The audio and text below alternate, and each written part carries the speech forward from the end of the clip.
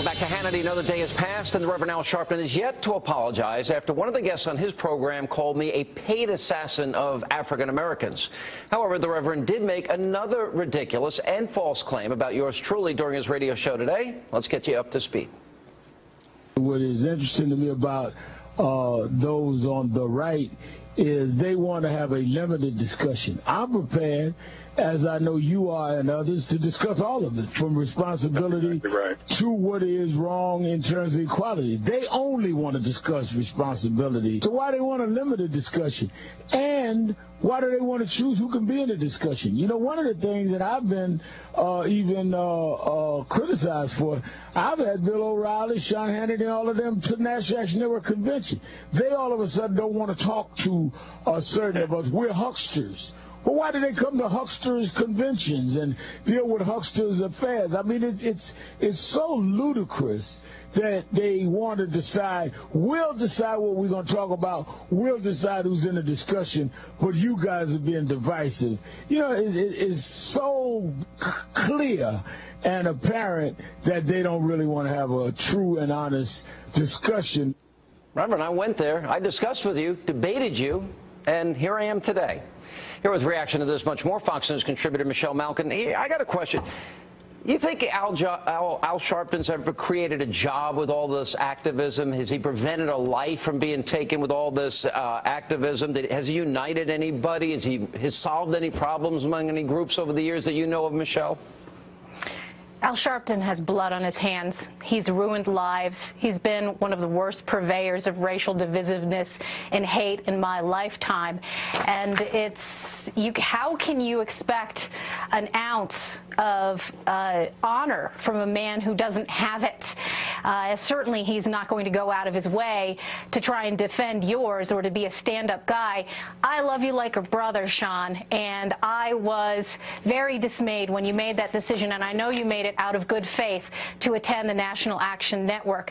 But this guy is a shakedown artist who hates cops, who hates whites, who hates Jews, who has stoked his rent-a-mob to murder Yankel Rosenbaum, to destroy the life of Stephen Pagonis when he lied about Tawana Brawley, and who has done nothing but foment the very kind of anger that he is now accusing you, a once quote-unquote friend of. And I think the lesson here is something that I have tried tirelessly to remind all conservatives. If you get in a snake pit, you will be bit. And conservatives have been far too nice to these people in a good faith effort to try and have honest race relations. You can't with somebody who is a demagogue and who is evil. You know, maybe you're right. Maybe I made a mistake, and I'm willing to. But I've got to tell you, in especially the first debate, and we aired it here on Fox, I confronted him with all his comments about, you know, for a Jewish man to pin his yarmulke on backwards, and the white interloper comment that he made at Freddy's at 125th Street, which resulted in deaths. Yes. And you know what? I'm going to say to him, if this is a battle he wants to fight every day, I'm going to remind everybody, not of one isolated incident, but of a history of vitriol out of his mouth, for example. I'm tired of the MSNBC. You ain't nothing. You a punk. Now come on, do something. Best chicken fries in the universe. But we don't want to buy some kind of sandwich chicken. Then the Chinaman come in and throw some hot grease in the tub and dip it down, and you stand by and buy that. Koreans sell us watermelon. We need watermelon all our lives. But they gonna come cut it up, put it in a bucket with a rubber band around it. And we gonna buy it like it's something we didn't know what it was. Folks was in the cave when we had built empires.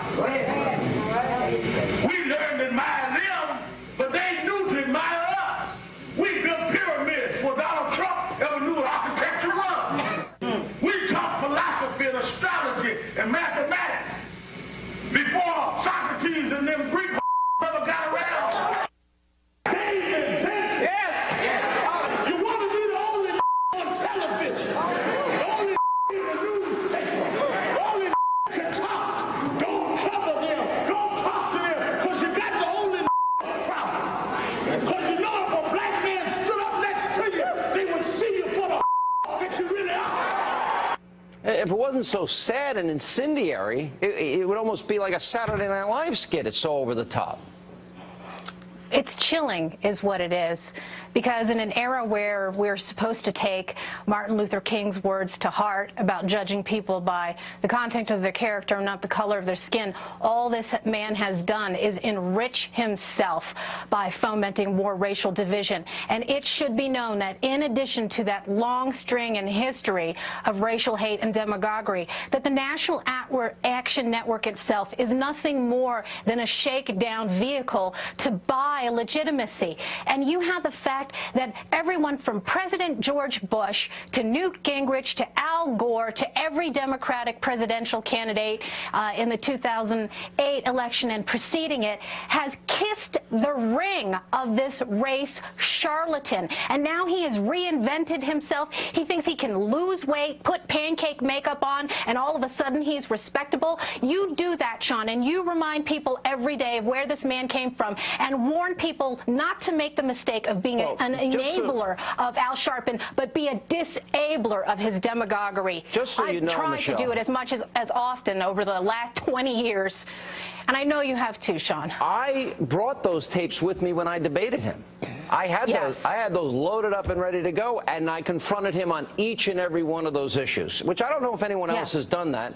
And we've got the tape. We can go back to that one day. What do you make of the fact that NBC News, Tom Brokaw, Matt Lauer, the $25 million man, Brian Williams, he is now a host on their news channel? What do you make of that? That's right, and that's where this debate needs to shift now. As I have said, and so many of our friends have said in the conservative media watchdog world, Newsbusters and Media Research Council have been great watchdogs of this demagogue.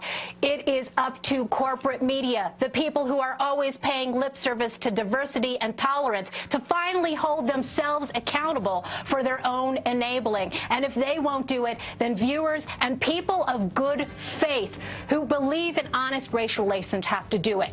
Call them to the carpet. Take action. You're not going to get an apology, but this is a moment, a turning point to make this man responsible. All right, Michelle Malkin, thanks so much for being with us.